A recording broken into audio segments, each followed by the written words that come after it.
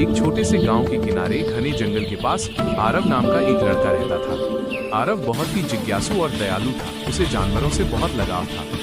हर दिन वो जंगल के किनारे जाकर पक्षियों को दाना डालता, हिरणों के लिए पानी रखता और कभी कभी जंगल की ओर देखकर सोचता, क्या अंदर सच में हाथी रहते हैं। एक दिन की बात है, आरव ने जंगल से अजीब सी आवाज सुनी। वो डरते डरते अंदर गया और देखा कि एक छोटा हाथी जाल में फंसा हुआ है। वो बेचारा पूरी ताकत से निकलने की कोशिश कर रहा था, पर जितना छूटने की कोशिश करता उतना और फंस जाता। आरव को उस पर दया आ गई। वो धीरे से बोला, डर मत, मैं मदद करूंगा। उसने अपने छोटे चाकू से जाल को काटना शुरू किया। थोड़ी देर में हाथी आजाद हो गया। वो जोर से चिंघाड़ा, पर इस बार डराने के लिए नहीं, बल्कि जैसे धन्यवाद कह रहा हो।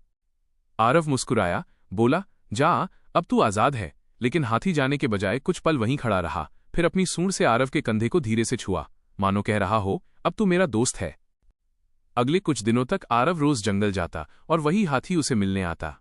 वो दोनों साथ खेलते, कभी आरव हाथी की सूंड पर झूलता, कभी उसके कानों के पीछे बैठकर सवारी करता।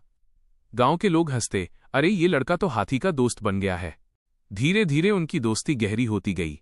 हाथी जब भी कोई फल पाता, वो अपनी सूंड में उठाकर आरव के घर के बाहर रख देता और आरव बदले में उसके लिए केले और गन्ना लाता। फिर एक दिन गांव में मुसीबत आ गई। भारी बारिश हुई, नाला उफान पर था और नदी का पानी गांव की ओर बढ़ रहा था। आरव का घर उस नदी के सबसे पास था। लोग भागने लगे, पर आरव की मां बीमार थी। वो उन्हें अकेला नहीं छोड़ सकता था। उसी वक्त जंगल से हाथी की चिंघाड़ सुनाई दी। आरव ने देखा, उसका वही दोस्त पानी में उतर आया है।